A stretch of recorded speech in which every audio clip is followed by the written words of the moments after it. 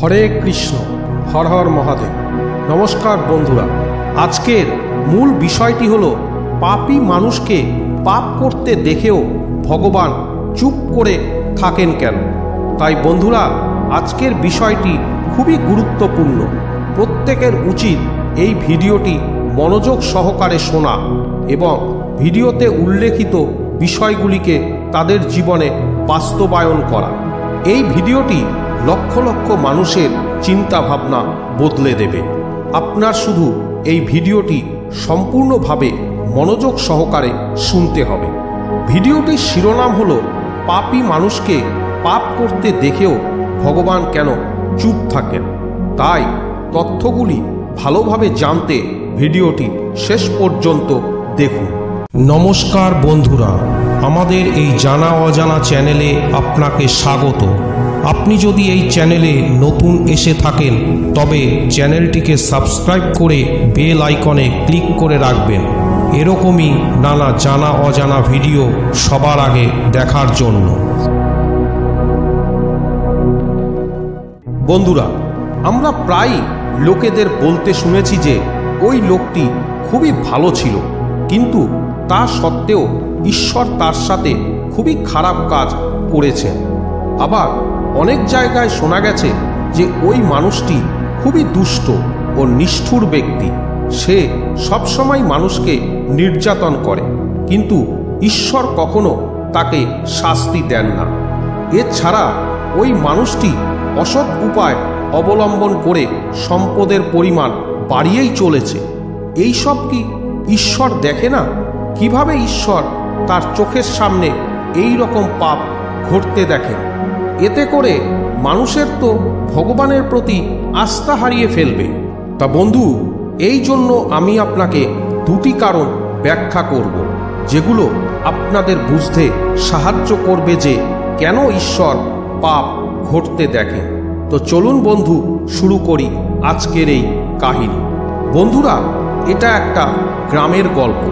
একবার সেই গ্রামে ভগবান বিষ্ণুর একটি খুব সুন্দর মন্দির নির্মাণ হচ্ছিল।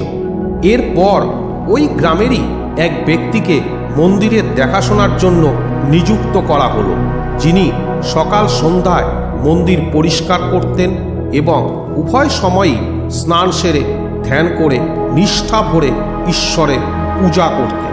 কিন্তু ওই পূজারী ভক্ত ছিল খুবই দরিদ্র ও দুঃখী। মন্দিরে আসা ভক্তরা তাকে যা কিছু দান করতেন তা দক্ষিণা হিসাবে গ্রহণ করে তাই দিয়েই কোনোরকমভাবে সংসার চালাতেন। মন্দির প্রাঙ্গণে কাজ করার সময় তিনি ঈশ্বরের মূর্তির সামনে দাঁড়িয়ে আপন মনে নিজের জীবন সম্পর্কিত ব্যক্তিগত অভিযোগ ভগবানকে জানাতেন। কখনো ঘরের কথা, কখনো সংসার নিয়ে, কখনো পার্থিব নানা বিষয় নিয়ে। একদিন সে ভগবানের মূর্তির সামনে দাঁড়িয়ে ভগবানের কাছে কিছু অভিযোগ করছিলেন যে, হে ভগবান, আপনার জীবন কতটা আরামদায়ক। আপনি শুধু মন্দিরের এক জায়গায় আরাম করে দাঁড়িয়ে মানুষের প্রার্থনা শোনেন। কেউ আপনাকে লাড্ডু দেয়, কেউ নানা ফল মিষ্টি প্রসাদ হিসাবে নিবেদন করে, আর আপনি এই মন্দিরে একই জায়গায় দাঁড়িয়েই আপনি বিভিন্ন ধরনের মিষ্টি এবং নানা খাবার খেতে পারেন। আপনার জীবন কত সহজ, আর আমার জীবন কতটা কঠিন, যেখানে হাজারো নানা রকম ব্যাধিতে ভরা, হাজারো রকম সমস্যা। আমি সারাদিন কঠোর পরিশ্রম করি, তবেই আমি আমার পরিবারের জন্য দুবেলা খাবার কোনো রকমে জোগাড় করতে পারি। পাপী ভণ্ডদের দিকে তাকাও, তারা দিনরাত খারাপ কাজে লিপ্ত, তবুও তারা আনন্দের জীবনযাপন করছে। হে ভগবান, আমার জীবন যদি তোমার মতো হতো, আমার জীবন কতই না সুখে কাটত। ভগবান তার ভক্তের কাছ থেকে এমন কথা শুনে নিজেকে আর থামাতে পারেননি। তিনি মূর্তি থেকেই আবির্ভূত হয়ে বললেন, হে পুত্র, তুমি ভুল ভাবছ। তুমি যা ভাবছ মোটেই তা সত্য নয়। দূর থেকে দেখলে সবার জীবন আমাদের নিজের জীবনের থেকে ভালো দেখায়। যখন আমরা তার বাস্তব জীবন সম্পর্কে জানতে পারি, তখন আমরা বুঝতে পারি যে তিনি এমন একটি জীবনযাপন করছেন যা আমার থেকেও খারাপ। তুমি আমার জীবনটাকে খুবই সহজ বলে ভাবছ।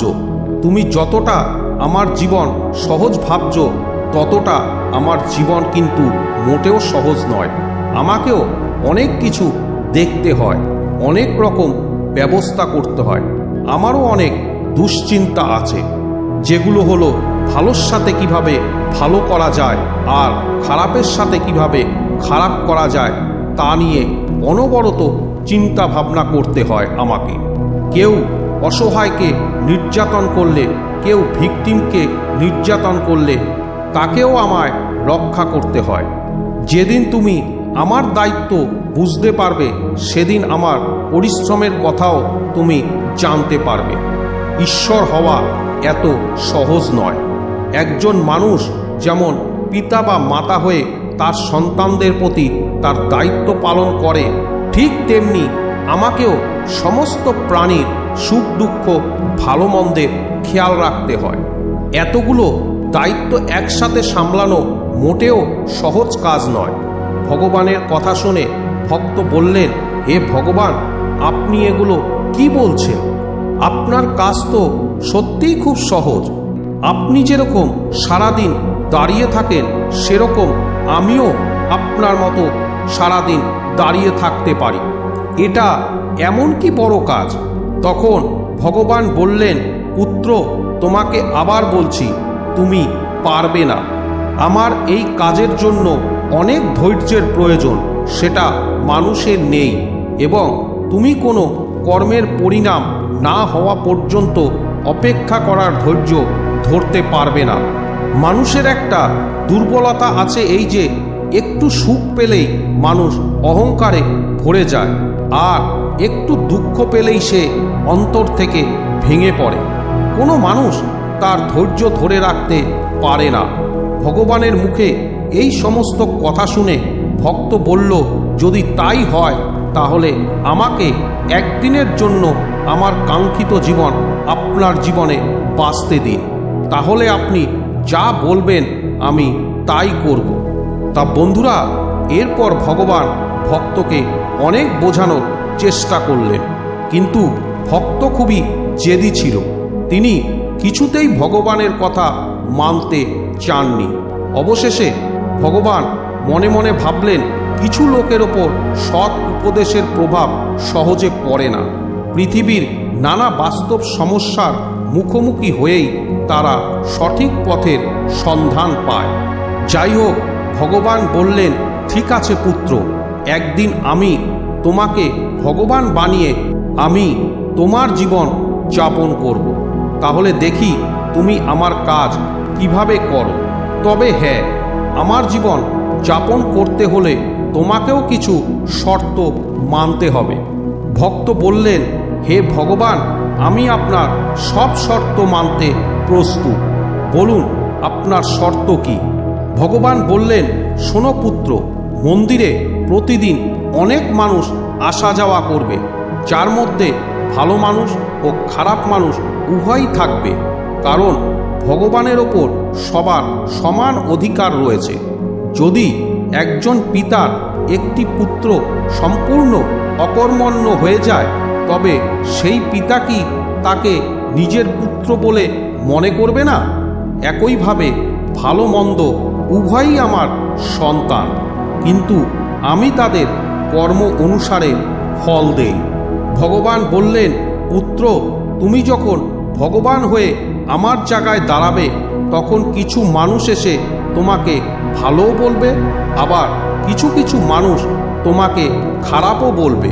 তখন তাদের কথাগুলো নীরবে সহ্য করতে হবে এবং ধৈর্য ধরে তাদের কথা শুনতে হবে এবং তাদের ভালো মন্দ কাজ দেখতে হবে। তোমার পক্ষ থেকে তুমি কিছুই বলতে পারবে না, যাই ঘটুক না কেন। ভক্ত বললেন, ঠিক আছে প্রভু, আমি আপনার সব শর্ত মেনে নিলাম। বন্ধুরা, এরপর ভগবান একদিনের জন্য সেই ভক্তের জীবন বদল করে দিলেন। একদিনের জন্য তাকে দেবতা বানিয়ে মূর্তির মধ্যে প্রতিষ্ঠিত করে দিয়ে ভগবান নিজে স্বেচ্ছাসেবক হিসাবে মন্দিরের সেবা করতে লাগলেন। তা বন্ধুরা ভাবছেন হয়তো এবার কি হবে, তবে চলুন বন্ধু ঘটনার পরবর্তী অংশে।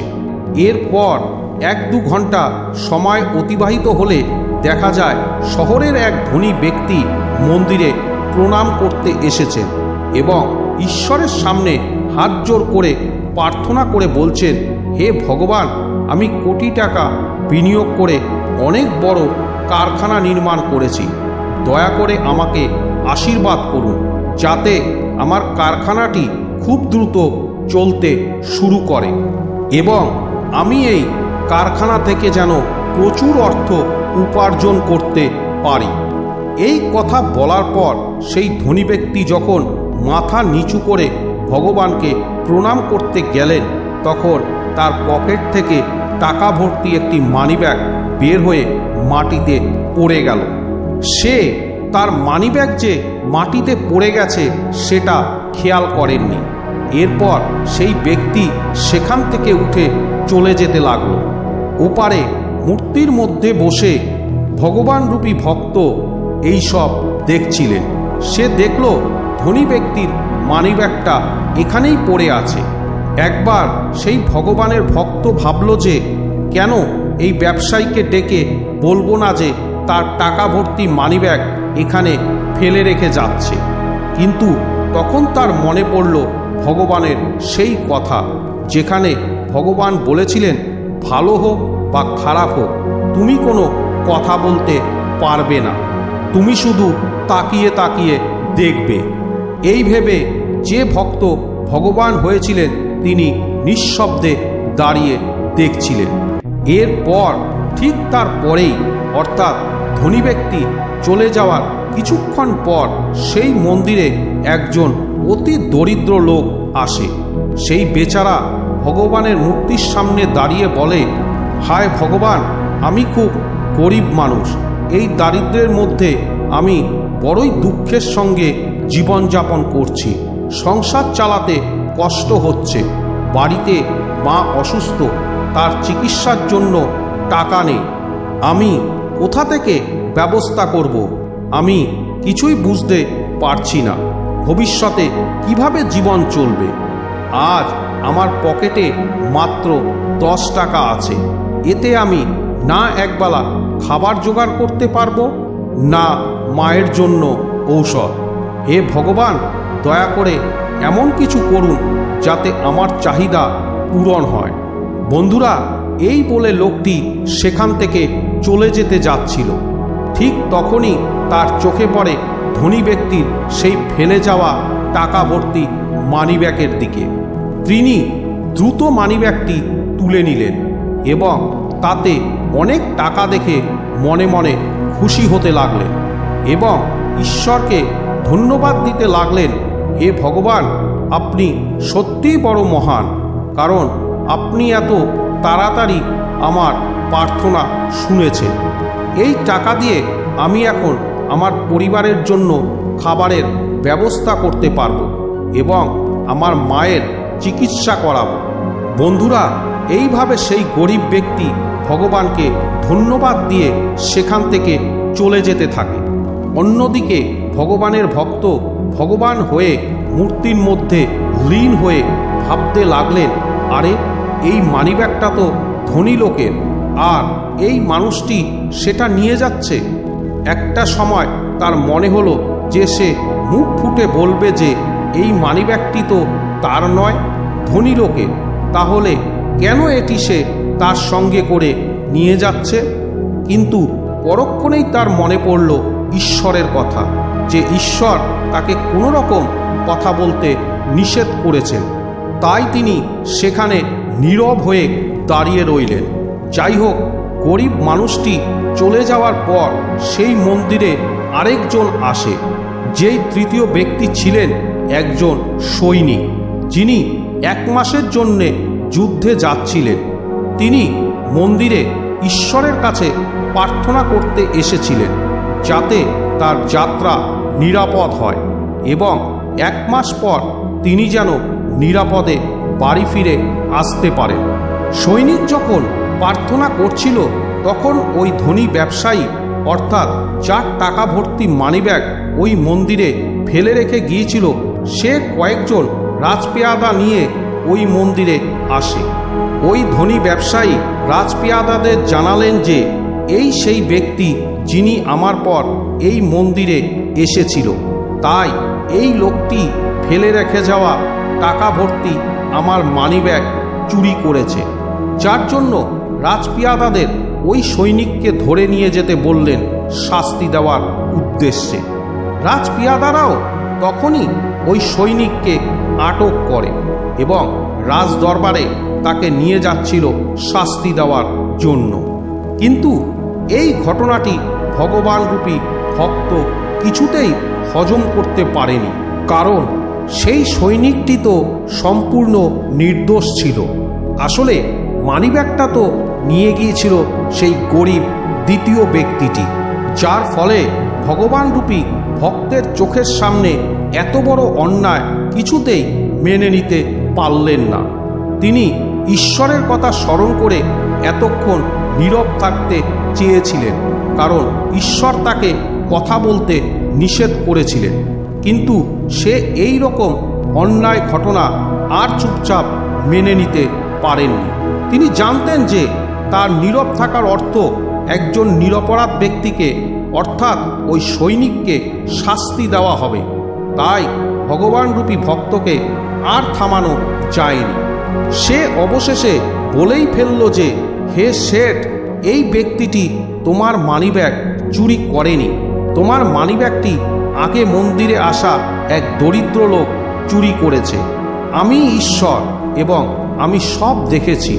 বন্ধুরা, এখন রাজপেয়াদারাও সর্বশ্রেষ্ঠ ভগবানের কথা আপ্লুত হয়ে তার কথা চিরসত্য বলে মেনে নিলেন। তারা ভগবানের কথা মতো তৎক্ষণাৎ সৈন্যকে ছেড়ে দিলেন এবং এরপর ওই গরিব ব্যক্তিকে ধরে ফেলে। তার কাছ থেকে ধনী ব্যবসায়ীর মানিব্যাগও ছিনিয়ে নেওয়া হয়, যার ফলে সেই বেচারা এরপর খুবই হতাশ হয়ে পড়েন। অন্যদিকে একদিন সময় শেষ হয়ে যাওয়ার পর মন্দিরে আসেন স্বয়ং আসল ভগবান। অপরদিকে ভগবানের ছদ্মবেশী ভক্ত সারাদিনের ঘটনা ভগবানের কাছে বর্ণনা করে অত্যন্ত গর্বের সাথে বললেন, হে ভগবান, আজ আমি একজন সৈনিকের প্রতি অবিচার বন্ধ করেছি। তবে তুমি দেখো একদিন ভগবান হয়ে আমি কত গুরুত্বপূর্ণ কাজ করেছি। ভগবান ভক্তের কথা শুনে মুচকি হেসে বললেন, ওহে পুত্র, তুমি ন্যায় না করে চরম অন্যায় করেছ ওই গরিব মানুষটিকে গ্রেপ্তার করিয়ে, কারণ এর ফলে তার পরিবারের মুখের খাবার জোগাড় করা বন্ধ হয়ে গিয়েছে। তার অসুস্থ মাকে চিকিৎসা করার কাজটিও তোমার কারণেই সম্পূর্ণ স্তব্ধ। তুমি এটা খুব বড় অন্যায় কাজ করেছ। এদিকে ধনী ব্যক্তি খুব অধার্মিক অসৎ মানুষ ছিলেন। পাপ কাজ করে সাধারণ মানুষের সাথে বেইমানি করে ঠকিয়ে কোটি কোটি টাকার সম্পদ তৈরি করেছেন। গরিবদের পেট কেটে সে এত টাকা জমিয়েছে। যদি তার মানিব্যাগ হারিয়ে যেত তাহলে কি আর হতো তার? একটা গরিব লোকের তো অন্তত কিছুটা ভালো হতো এবং সেই ব্যবসায়ীরও এতে কিছুটা হলেও পাপ লাঘব হতো। এরপর ভগবান আরও বললেন, এই সৈনিককে বাঁচিয়েও তুমি অনেক বড় অন্যায় করেছ, কারণ এই সৈনিকটি তার রাজার সাথে যুদ্ধে গিয়ে একটি দুর্বল দেশের রাজ্য দখল করতে যাচ্ছে। সেই যুদ্ধে কত নিরীহ মানুষ নিহত হবে জানো? তাই ওই সৈনিককে বাঁচিয়েও খুব বড় অন্যায় করেছ। ভগবানের কথা শুনে ভক্ত মহা অনুশোচনা অনুভব করলেন। তিনি বললেন, হে ভগবান, আমি শুধু আমার চোখের সামনে কি ঘটছে সেটাই দেখতে পাচ্ছিলাম। এর পেছনের আসল সত্যটা যে অন্য কিছু হবে আমি তা দেখতে পাচ্ছিলাম না। এরপর ভক্ত ভগবানকে বললেন, হে ভগবান, সত্যি এই পৃথিবী শুধুমাত্র আপনিই চালাতে পারেন, কারণ আপনি জীবনের প্রতিটি ক্ষেত্র ভালোভাবে দেখতে পান। এবং সর্বদিক দেখে প্রকৃত বিচার করেন। আপনি যাই করেন না কেন সেটা ভালোই করেন। আমরাই ভুল, যারা জীবনের বাস্তবতা বুঝতে না পেরে তার আগেই আপনাকে দোষারোপ করতে শুরু করি। যখন আমাদের সাথে কিছু ভুল ঘটতে থাকে বা আমাদের ইচ্ছা অনুযায়ী কিছু ঘটে না, তখন আমরা আমাদের ধৈর্য হারিয়ে ভগবানকে কটূক্তি করতে শুরু করি, তাদের দোষারোপ করতে শুরু করি। আমরা বুঝতে পারি না যে আমাদের সাথে ঘটতে থাকা ভুল জিনিসগুলির মধ্যেও ঈশ্বরের কাছে কিছু গোপন পরিকল্পনা রয়েছে, যা ভবিষ্যতে আমাদের জন্য উপকারী প্রমাণিত হতে পারে। সবচেয়ে ভালো হয় যদি আমরা আমাদের কাজের পরবর্তী এবং পূর্ববর্তী ফলাফল সম্পর্কে গুরুত্ব সহকারে বিবেচনা করি। যদি আপনার ইচ্ছা অনুযায়ী কিছু না ঘটে, তবে মনে রাখবেন তা ঈশ্বরের ইচ্ছা অনুযায়ী হচ্ছে বলেই বোঝা উচিত। আর ভগবান যা করেন তা সবার ভালোর জন্যই করেন। এবার সেই দুটি কারণের কথা বলি, যার কারণে পাপ হতে দেখেও ভগবান নীরব থাকেন। প্রথম কারণ হলো, যতক্ষণ আপনি আপনার চারপাশের মানুষের উপর নির্ভরশীল থাকবেন ততক্ষণ ভগবান আপনাকে সাহায্য করবেন না। যেদিন আপনি সম্পূর্ণভাবে ঈশ্বরের উপর নির্ভর হয়ে পড়বেন, অর্থাৎ অন্য কিছু না চিন্তা করে শুধুমাত্র ঈশ্বরের উপর ভরসা করবেন, সেদিন তিনি অবশ্যই আপনার সাহায্যে আসবেন। এই কারণে মহাভারতে দ্রৌপদীর যখন বস্ত্রহরণের জন্য দুর্যোধন উদ্যত হয়ে পড়েছিল, তখন প্রথমে ভগবানও কিন্তু দ্রৌপদীর লজ্জা রক্ষা করতে এগিয়ে আসেননি। কারণ তিনি অর্থাৎ দ্রৌপদী তার চারপাশের মানুষ এবং তার পরিবারের উপরেই নির্ভরশীল ছিলেন। যতক্ষণ তিনি অনুভব করছিলেন যে আমার বয়োজ্যেষ্ঠ ভীষ্ম পিতামহ দ্রোণাচার্য, কৃপাচার্য, বিদুর এবং আমার 5 সাহসী স্বামী আমাকে অপমানিত হতে দেবেন না, ততক্ষণ তিনি ভগবানকে স্মরণ করেননি। তাই ভগবান শ্রীকৃষ্ণ তাকে সাহায্য করতে এগিয়ে আসেননি।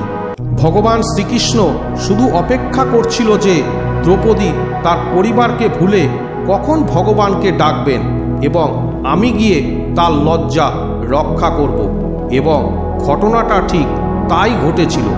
এরপর দ্রৌপদীও তার পরিবারের আশা ছেড়ে দেন। অবশেষে তিনি নিজেকে ভগবান শ্রীকৃষ্ণের কাছে উৎসর্গ করলেন এবং তাকে ডাকলেন।